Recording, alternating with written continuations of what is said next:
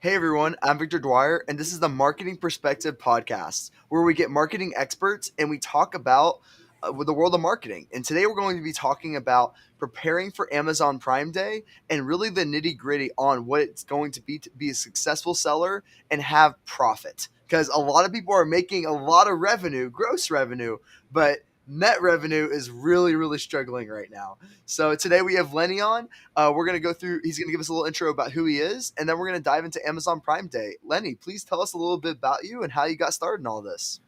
Oh man, yeah. Well, we'll do the abridged version just for the sake of time. But I've been in the online e-commerce space for almost 20 years. One of the first sellers on the Amazon marketplace when they opened it. It's in the pilot program for FBA back in '06 or '07. So been in the Amazon space a long time. In 2015, we pivoted from being a seller into sharing our knowledge and experience with other sellers.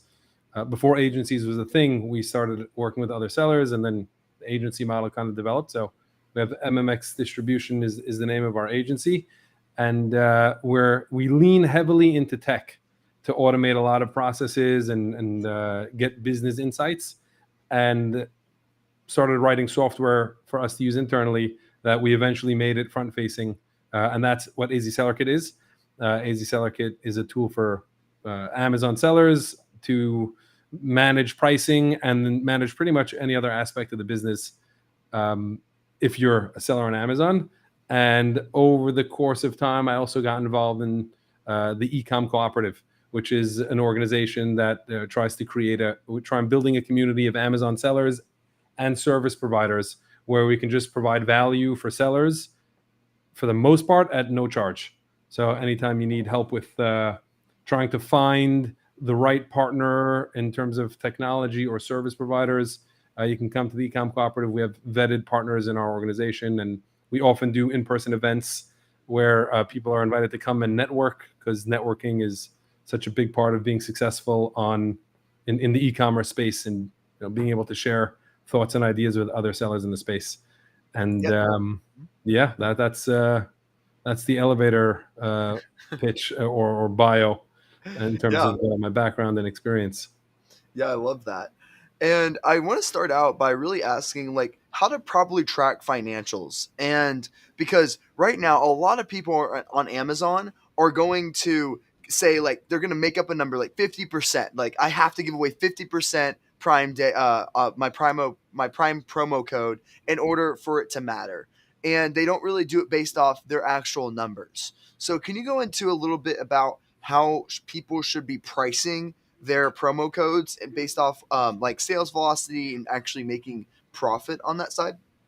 Yeah, running a business in general on Amazon specifically, you have to know your numbers in terms of your expenses, and the trap that Amazon Seller Central leads you into is that their business reports often show your retail sales, but they never show you refunds. And in the manage inventory page on Seller Central, you see what your FBA fees are, and you see what the referral fee is, the commission that Amazon charges. And so you think, I'm selling an item for $100 retail, and the commission is 15%. That's $15. My FBA fee is $10. So that's another $10. You think I'm selling for 100. My expenses are 25. Boom, I'm 75 is my get back. And you kind of do the math off there. All right, the item cost me, say, $50. I'm making 50% margin, 50 for 75. You think you're in good shape. But there's so much that goes behind the cost of returns can, if you're not looking at that regularly, can really impact your profit. And the storage fees, especially with all the rate hikes and the Q4, they triple your storage fees during Q4. So just having your finger on the pulse of all those other expenses that go into it, if you're tracking those numbers regularly, then you'll understand what your true margin is.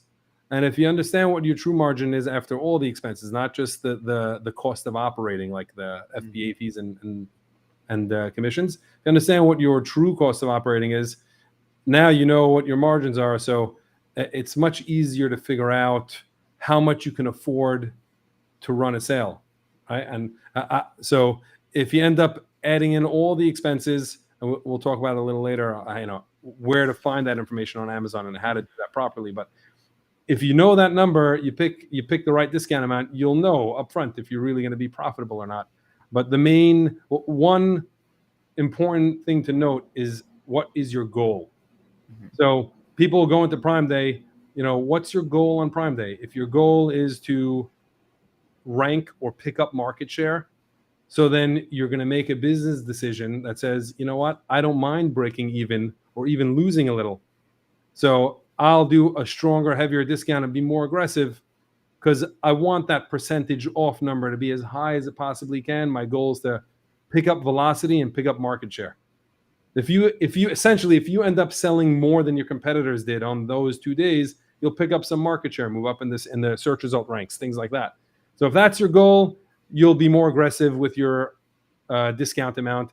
If your goal is to take advantage of the additional traffic profitably, so then obviously, if you know what your margins are, you know what you can afford. So the idea is not to give away too much. You have to understand what your margins are, and then you can make an educated decision on what percentages to discount. That's generally, first define your goals, second know your numbers, and then you can make a decision on what you should be discounting, how much you can afford to give away. Yeah, I totally agree with that. And can you go into a little bit about the margin compressing that's happening? Because a lot of people are struggling to raise their prices right now because like their cost of goods are going up, but when they raise their prices, their sales go down, and like this whole like thing. Can you go into a little bit about what is happening with margin compressing on Amazon? Yeah, that's been a major pain point for even the most experienced sellers. I would say post-COVID, Amazon really inching up their fees, and you don't even realize it. They do make the announcements and they let everyone know, but if you're not watching the numbers and actually looking at what they're actually charging you, the FBA fees trickle up. There's some surcharges on things. Storage fees end up adding up. They shorten the long-term storage fee range. So all of these expenses that end up adding up, like the storage fees, or if you're out of storage, you have to bid for more storage now so that you can ship goods in. So managing your inventory properly really ends up compressing if you're not managing inventory properly, it'll end up compressing your margin. And the same thing with the FBA fees.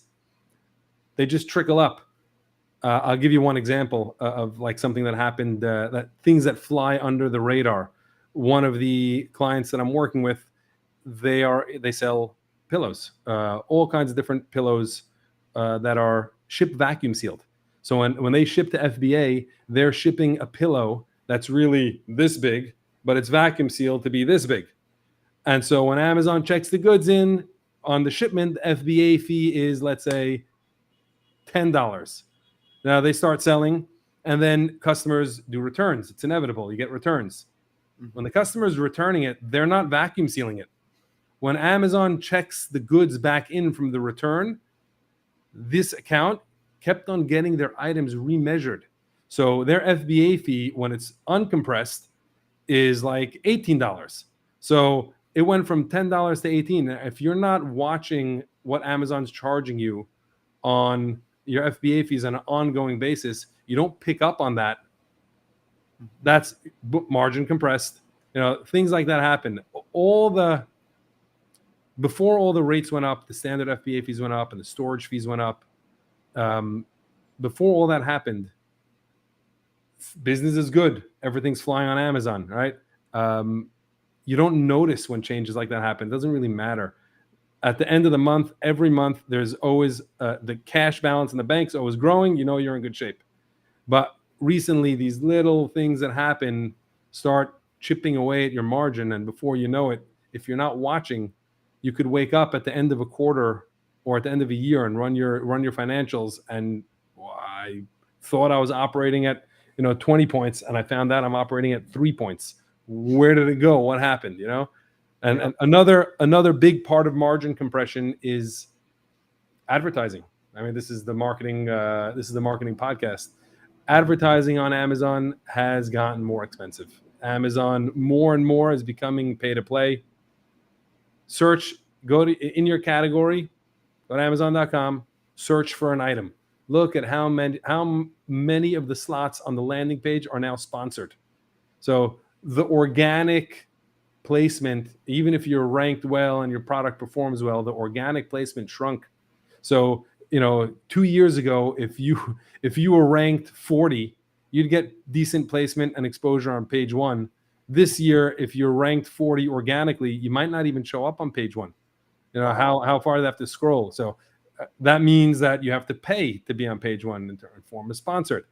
And Mhm. so many people are jumping on that bandwagon. Much bigger businesses and brands are adopting Amazon as a sales channel because brick and mortar retail is shrinking. So they're going D2C, and Amazon's the channel for that. And as these big players enter the game, it's just driving the cost of advertising up. So a year ago or 2 years ago, you might have gotten away with a 5% tacos. That's the ratio of ad spend to total sales, or an 8% tacos. This year, the numbers just keep creeping up. If you want to be in it, it became a pay to play game, and the money you spend on marketing is coming directly off your bottom line. So I mean, if you end up going from a 10% tacos to a 15% tacos, you just lost 5 points on your margin. So talk Mhm. about margin compression. You add up all of these changes: the advertising, the FBA fees, the changes in storage fees, long-term storage fees, other expenses that you may not catch, like if you had a mistake on inbound shipping, Amazon will charge you surcharges. Those type of expenses show up only when you're analyzing your business on a transaction report in Amazon's payment section. If you're looking in your business reports, or if you're looking in even in their FBA sales reports, you won't catch a lot of this stuff. So it's important to the margin is getting compressed. There's a couple of strategies to combat it. You mentioned raising prices. I think that's probably the most obvious one. Just raise your price. Now, you can't just do it. Um, can't just do it haphazardly. Mhm. I'm selling my item for $30. My margin's compressed. Let me make it 35. That'll solve my problem. Mhm. If Yeah. if you're not measuring the results of what you're doing, you can end up causing more damage than helping. So you have to definitely to your point about pricing, raising your prices is essential. I think you just have to do it in a smart, measured approach where you're actually understanding the full effect of your price hikes. If you lose a little bit of sales velocity, but now you're profitable or more profitable where you need to be, then that might be something you can tolerate. But if you end up raising your price and that destroys your velocity, and you end up, falling in the sales or in the search results as a result. So a higher price, if you were selling 50 units a day and you raised your price, and the Amazon customer is just telling you, we don't like that price. So now instead of 50 units a day, you're selling 40 units a day. Your placement in the search results may not change for a week, 2 weeks, but at some point, that sales velocity that eroded is going to kick in, and Amazon's going to start pushing you down in the search results. And when you get pushed down in the search results, you're going to sell less. And if you sell less, you're going to make less profit. So even though your margins are higher, your profit dollars will end up being lower. So you have to be careful not to fall into that trap when you're raising your prices. You have to make sure that your placement in the search results holds steady. Even if your velocity slows a drop, you got to watch your placement in the search results for all your primary keywords to make sure you maintain that placement. And if you see it start falling, you have to react sooner rather than later to try and maintain. You don't want to fall behind too much. Yeah. Yeah, I totally agree. And are there any other strategies like do you, how much do you recommend checking these reports to making sure that you are good? Do you recommend checking them once a month, twice a month? Like, how do you make sure that Amazon's pricing is staying consistent with their fees when it comes to that particular category?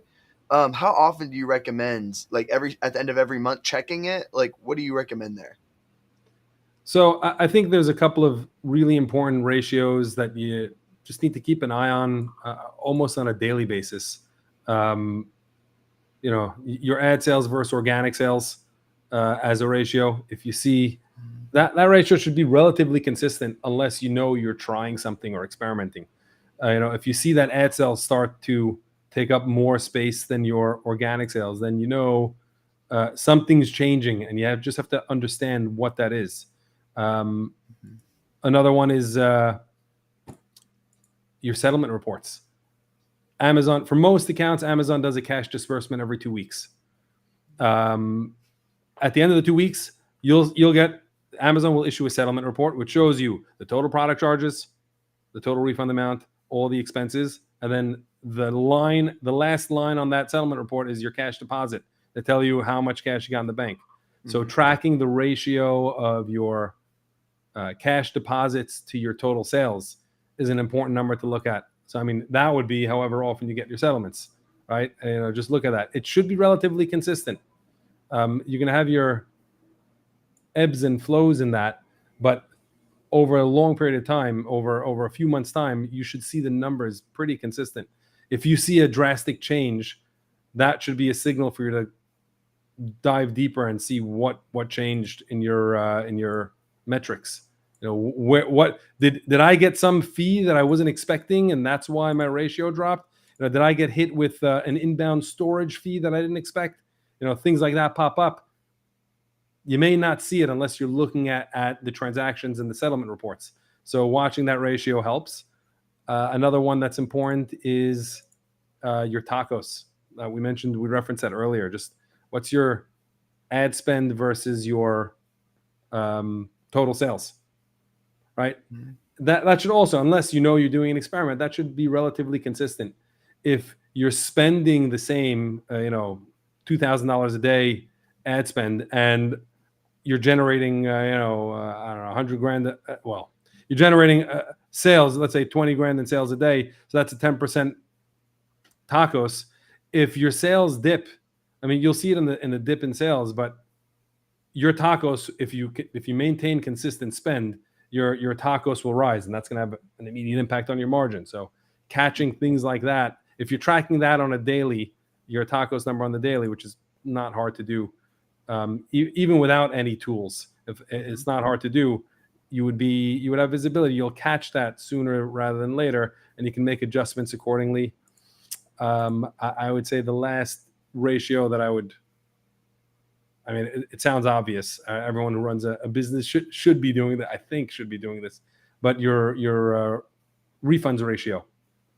How much cash is coming out of my account versus how much is coming in? What's my refund ratio? If I was working with a client who had the wake up call a couple of weeks ago, and they ran their year to date numbers, and they were shocked that they were at single digit margin, and they didn't understand it. And then when we started diving into the numbers with them, we saw their return or refund ratio was 30%. Wow. For every $100,000 in sales, it was $30,000 in returns or refunds. Like not knowing that ratio exists, not knowing what that number is, it's very hard to operate. So for most businesses, things are consistent, and when everything's fine, you don't notice the stuff. When everything's working, everything makes sense. But Seller Central does a good job at masking returns. So you don't see the refunds. You don't see it anywhere on the dashboards on Seller Central. So unless you're actively looking at your refunds, whether it's in the transactions or using some third-party tool that displays this data all in one dashboard for you, you're going to miss that stuff. All of those elements will help you really hone in on what's happening in my business on the day-to-day, right? Does different ratios, different times. Does AZ Seller Kit help with that tracking, or do you recommend another tool, or going directly into Amazon Seller Central report? How do you track your expenses and refunds and everything else in Amazon? So yeah, I'm certainly a little biased. I mean, AZ Seller Kit, like I mentioned earlier, it's a tool that we used to use to manage the accounts internally, and we just kind of made it front facing. So a lot of those metrics are in AZ Seller Kit today. Mhm. Some of them are not. We track them manually. They'll eventually make their way into the platform, but however you're going to end up doing it, yeah, rather than doing it yourself, if you can find a tool, whether it's AZ Seller Kit or anything else, just subscribe, do a trial, see what these numbers look like on your account, get your account audited by, if you're not doing these, if you're not tracking these metrics, then engage with a company that provides these services and let them audit your account, see where you're holding, and then make the decision. Should I invest in a tech stack to try and help me with this? Or can I gather this information from Seller Central? It depends where you're holding in your business, but we lean heavy into tech. So I would say, get on a free trial and see what it does and learn from what's there. Even if you end up not signing up to these programs, it'll at least open your eyes to how to look at the business. Yeah, especially this Q4 where like you said, the advertising is a big component about the business, and the cost per clicks are going up dramatically. Especially as we approach Prime Day and things like that, those cost per clicks are only going up. It seems like more and more and more. And if you're in a competitive category, it sucks even more on that. So it's like it's something you really got to keep track. I always kept track to my cost per clicks just to see where we were and how much that's raising, because that's going to be an important number every single month to keep track, saying, okay, we're going up another 30 cents, whatever it may be. It doesn't sound like a lot, but when you have a 100,000 clicks, that's a lot of money. So it's really important to keep track of that as well. I would add on to your cost per clicks to see where that's fluctuating, and to track it just on an overall basis. So I think that's going to be important too. Yeah, I would say something that we just started playing with. I mean, literally just started, and I'm probably late to the game on this, but we started looking at attributed sales versus clicks. So I'll take my advertising sales versus my quantity of clicks and figure out how much sales is each click generating, and just kind of track that number. I mean, conversion rate is obviously going to affect that, but I don't know the practical use of that ratio yet. We just started tracking it. I heard we were just having internal discussions on, what can we do to get a pulse on the business. So you mentioned your cost per clicks. So how much revenue are your clicks generating? Add up your total clicks, put it against your total sales, and divide and see what that number is. Tracking that over time might give some insight into how your ads are performing outside of cost per clicks.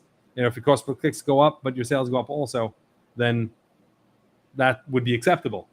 So if you create this ratio of attributed sales versus clicks, you would catch that. Where if you were looking at cost per click only, maybe your clicks went up, and you might think that that's negatively affecting your business. But if your clicks went up and it's actually increasing your sales, then that's not bad. As long as it's profitable, continue doing it. Yeah. And I want to go into general market trends. So I want to hear what you think is going to happen this Q4, which is a little bit more short term, like cost per click wise, or where you think it's going Q4 wise.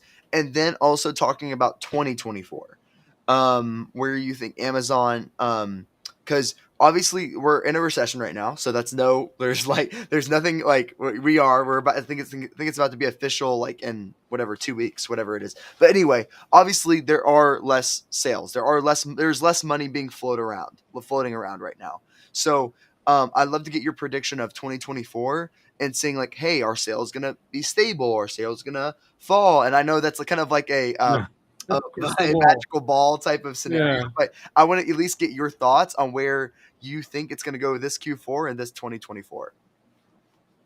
So I think everyone had a party in COVID if they were in the e-commerce space. That was certainly the sentiment. Yeah, raise the roof for sure. That was 2020 and maybe even leaning into 21. And then everyone, I guess, is by nature is an optimist, and you take those numbers and you forecast, just like we've done for the last, just like businesses in general have done for the last however long business has been around, and you forecast, and so you think you're going to continue on that trend. And so I think uh, we blundered in this and in some capacity, and just from speaking to people that are on the platform and AZ Seller Kit and just networking and at events, the general vibe I pick up is that there was a lot of inventory on the market that people overshot on their forecasts, and the supply chain ended up clearing up and inventory started flowing. And then, like you said, the recession hit, and then sales started dipping. So now you're in a place where I'm in a cash flow crunch. I have all this inventory; it's tying up my cash. Where I need to pay bills. Forget about margin. Let me just get rid of my inventory. So for some businesses, I think that might have lasted a lot longer than for others. And the net result of overstock is lower prices on Amazon. The consumer benefits from the overstock because now I just got to turn into cash. Let me just sell. Margin goes out the window. But as the inventory correction happens, which eventually it happens over time, you catch up, and then you start buying new inventory that makes sense for the volume you're doing. Now you got to start focusing on profit, and so prices will start to go up. So my feeling is, and this is just the feeling, is that 2024 we'll see things start to level out. The FBA fees that increased and the storage fees that increased, I think people are going to start. I think that will start reflecting in pricing more across the board as we get into next year. So if you had problems maintaining velocity while raising prices this year, it could be because a lot of merchants were just struggling with cash flow, so sacrificing margin just to generate cash. But as that inventory correction happens and people start buying fresh inventory, the margins is going to definitely shift to profitability again. And I think prices will start to go up and the playing field will get kind of leveled. So I'm hoping that that's going to be the case, and that the customer will be able to support, the higher retails. It's inevitable. Everything, milk cost 30-40% more than it did. Eggs, everything just costs more today than it did so long ago. So yeah. I think that correction will happen and the market will become more leveled in 24. At least that's what I'm hoping. Yeah, I totally agree. And I want to dive into a little bit with Buy with Prime. And it's a very interesting model where you basically have like a button on your website and like Shopify. And can you go into like what Buy with Prime is and a little bit about like how that fee works? So Buy with Prime, a big initiative for a lot of businesses has been diversification. If you're selling on Amazon.com, especially if you're a brand, you have access to things like brand analytics and the search code performance report. If you're tracking search volume on Amazon is down, and when search volume's down, your sales will be down. So how do you combat that? Well, like, where do you go to create more business? How do you create more demand? So I think a lot of businesses have shifted their focus or started to include in their focus some brand building outside of Amazon, and Shopify or your own direct-to-consumer website has been a main channel for that. And I think Amazon themselves picked up on this trend from even earlier than the general market did, and they started this Buy with Prime program. Buy with Prime essentially lets you take advantage of the inventory that's at FBA. You're a seller on Amazon. You have inventory in FBA, in Amazon's fulfillment centers. So you have a website that's direct to consumer. Traditionally, you would ship those. You'd have to keep inventory in your warehouse and ship. Or if you're using a third-party warehouse, they would have to pull the orders and ship for you. And then you're using, the post office shipping rates, or UPS or FedEx shipping rates, and the delivery date and the promised delivery dates. Could be 3 to 5 days. or longer if you're using an economy service. So if you want to, Amazon saw that and said, why don't we allow direct to consumer websites, for example, that are using Shopify as their shopping cart or BigCommerce? Why don't we allow them, those sellers, to take advantage of the inventory that's at Amazon? There's, I think the stat is 210 million Amazon customers in the United States. Wow. And I think over half of them are Prime members. So that's a lot of people that have Prime, and Prime gives you 1 or 2 day shipping anywhere in the country. So Amazon said, let me make the Prime service that you would get on Amazon available on your direct-to-consumer website. So you install this little code snippet that adds this Buy with Prime button on your website. The entire sale process happens on your website, stays on your website. The customer checks out, it's your customer information, it's your sale. If they opt into your marketing, then they'll be on your mailing list. Like, you're still gaining all the benefits of direct-to-consumer, but your customer is getting the product delivered to them. If they use their Prime to check out, they're getting the product delivered to them in a day or two. So I think Amazon did a case study where they boasted 25% increase in conversion rate for product pages that had the Buy with Prime option on it versus ones that didn't. So, I mean, it helps increase your sales on your website. It facilitates if you're shipping yourself, you can offload that to let Amazon do the shipping. The Buy with Prime fee structure, in general, is you're paying the credit card fee. So that, whether you're paying a credit card processor, no matter what, whether it's Shopify or some other merchant credit card provider, you're paying that 2 or 3% to anyone. So when you do Buy with Prime, they process the payment. So they charge you a processing fee. They charge you a per order fee, and then they charge you an FBA handling fee. And that FBA handling fee covers 1 or 2 day shipping, and it also covers returns. If the customer wants to do a return, they can return the product using their Prime account, and it doesn't cost you anything. So I think that's another big consideration for Buy with Prime, adding it to your website. So if you add that, if you have a website, Buy with Prime could be something to consider adding. I think one of the greatest values of Buy with Prime as a seller on Amazon, one of the biggest benefits I found with Buy with Prime was getting a Buy with Prime rep. I actually have a person to talk to that's at Amazon. And if you're on Seller Central and you're used to dealing with seller support, when you have problems with your listings or problems with your inventory, seller support could be challenging to deal with. Getting problems resolved. So you lost the buy box on something, or you have some type of storage limit problems, or something that doesn't make sense, and you just need help. You go to seller support, issues can't get resolved. What I found with the Buy with Prime that I have on the sites that we're running is we get this rep who works at Amazon, and they have access to the FBA or Amazon's backend in some capacity, and you can actually get someone on the phone. You can actually send an email to a person who's answering you, not some general seller support where you get a automated AI response. And very often, if they can't help you solve your problem directly, they can at least elevate or point you in a direction.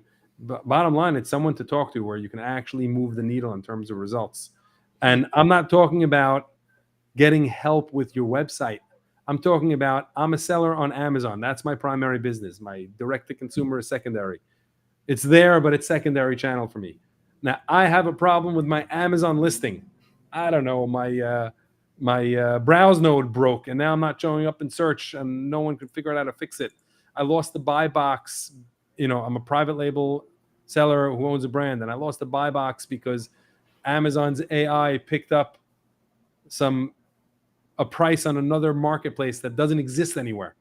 The price is not real. Why are you taking my buy box away? This item is selling for $30 everywhere. Why are you telling me I have to price it at $25?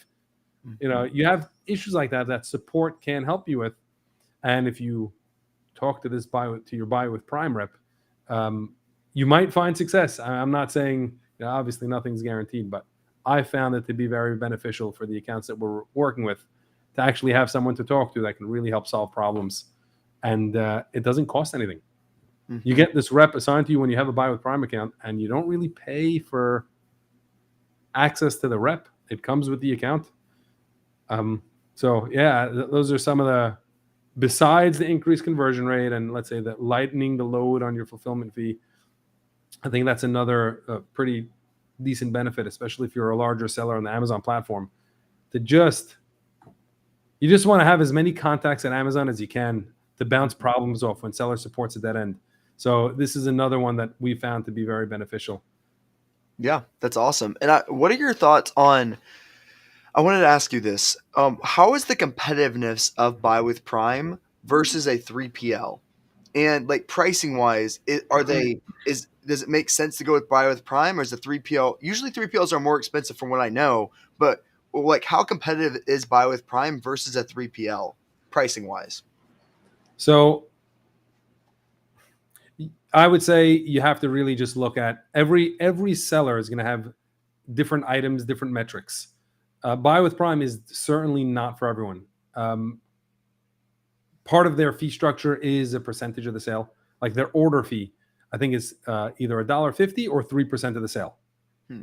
So uh, besides the fulfillment fee, right? So if you start comparing that to what it costs to ship versus all the handling fees in your 3PL, if you're selling an item for also Amazon delivers in 1 or 2 days, so their fulfillment fee is corresponding to that promise date. Whereas in a 3PL, you actually have the option to say no, ship it first class mail or ship it UPS ground. So those rates might come in cheaper. So you really have to look at uh, if you're a seller that's considering this, at least engage in the process with Amazon or Buy with Prime through one of their partnered agencies. AZ Seller Kit is a partnered agency. So is MMX Distribution. So if you, like, just engage in the conversation off the bat, you give them a list of the ASINs that's on your account, and you'll get back, here's what it costs to ship this Buy with Prime. And then you have a rate card right in front of you, and that is the same flat rate to ship anywhere in the country. So then just take that number and compare it to your 3PL rates, right? Your 3PL charges you a handling fee, an order fee, you pay for materials like the box or the bag or whatever. So add up those expenses plus the cost of shipping and just compare. So there's no, you asked like how does it compare? There's no one answer that fits all. The right answer is to make an intelligent decision based on your business specifically. Take your ASINs, give it to an Amazon Buy with Prime sales rep, and ask them to run the numbers for you. You'll get back exactly what it costs. Take that, compare it to what you're paying in your 3PL, or if you're shipping yourself, compare it to what it costs you to ship yourself, and do the math and see if it makes sense. Yeah, I love that. And is there anything else that we talked about? It could have been about um, another um, another Amazon Prime tip, or it could have been about any other topic that we talked about. Is there anything that you want to particular discuss that we didn't cover fully that you want to talk about? So at the beginning of the conversation, you mentioned that we should be talking about specifically Prime Day, or Mhm. the one that's in October. I'll add this to Buy with Prime. They're making a very big push to promote. Um, Amazon holds Prime Day now, and the last one in July as well. They hold Prime Day not only on Amazon.com, they're actually pushing and promoting the merchants that are using Buy with Prime also. Hmm. So it sounds counterintuitive, but Yeah. that's how invested Amazon is in making Buy with Prime a success. They're actually promoting their merchants and driving traffic to their merchants' websites Well. who have Buy with Prime on it. So if you are on, if you're an Amazon seller and you have a direct-to-consumer website with Buy with Prime, you definitely should be reaching out to your Buy with Prime rep and asking them if you can get involved in their promotion for Prime Day. And it's for you, it's free traffic. They're going to drive traffic to your site in some capacity. So just apply to be part of that program and get involved in that. Um, Mhm. Something else that we didn't talk about, we discussed promotions in respect of, how big of a discount to Mhm. to to put on your Prime Day item, and knowing your numbers and setting your goals, those two factors would let you figure out how big of a discount you should push or not. But one noteworthy factor: 3 Prime Days ago, I think all the results on desktop and mobile were pre-filtered to anyone that has a Prime exclusive deal only. I think the last Prime Day in July, uh, desktop was the normal search results, but mobile was only displaying Prime exclusive deals only Hmm. by default. So that means that big boost in traffic that happens on Prime Day, if and at least for the accounts that we're working with, we see that 60 to 70% of the traffic is mobile. So at least on the accounts we're dealing with, if you're not running a promotion on Prime Day, if you're not a promotion, specifically a Prime Day deal, all right, Prime Big Day deal promotion to get that badge, you could potentially being filtered out of search results. So you won't get the full benefit from the Prime Day boost in traffic. So even if you can afford it in your margin, if your listing has variations, one tip: do a Prime Day deal that meets the minimum qualifying discount. I think it's 20% off that you have to give to qualify for a Prime Day deal badge. Run that. There's some other qualifications you need to have also. You can look at the Prime exclusive deal setup in Seller Central. It'll outline what the qualifiers are. But if you can, if you can't necessarily afford to put your catalog on promotion, or even all of your all the variations in a specific listing, just pick one of them and sacrifice that one. Put a deal on that one. At least you'll get visibility in the search results, and it'll bring the traffic into your listing. And then on the other items, if you couldn't afford a 20% discount, maybe run a 5% discount. Since it's not a Prime Day deal discount, you may be filtered out of the search results. But if you had one variation that was, you'll be in the search results. You pull the traffic in, they'll see the slash through from the discount, and it'll help your conversion. So And that's that is a Prime when it comes to the Prime Day deal, is that a Prime exclusive discount? What type of promotion is that? Or is that it's like its yeah, own? yeah, yeah. Okay. No, yeah. In Seller Central, you're going to the promotion section, and you're setting up a Prime exclusive deal. And there's a little checkbox that says, do you want to make this a Prime Day deal, or now it's the Big Deal Days deal? So if you want to make it a big deal day deal, you check that box off, and then that will qualify the discount. As long as you meet the discount requirements, Mhm. then you'll get the badge, and you'll be included in the search results, in the pre-filtered search results. So that's the idea. Cool. Awesome. Well, Lenny, thank you so much for joining today. Please tell the audience how to find you, how to find more about your business, and everything else like that if they have any other questions. Sure. If you need to find me, you can find me on LinkedIn, Lenny Ash, or look up AZ Seller Kit. You'll find me. Um, you can also find me. You can email me. My email is lenny@mmxdis.com. Feel free to reach out, even if it's a cold email, or you can go to our website, mmxdis.com is our agency website. There's a contact form there as well. And yeah, if anyone needs help with anything, general questions on strategy, want an account audit, or anything like that, feel free to reach out, and we'd be happy to engage in conversation and see if we can help each other. Awesome. Lenny, thank you so much for joining. Thank you, everyone, for watching. This is the Marketing Perspective Podcast, and we'll catch you next time. Thanks, guys.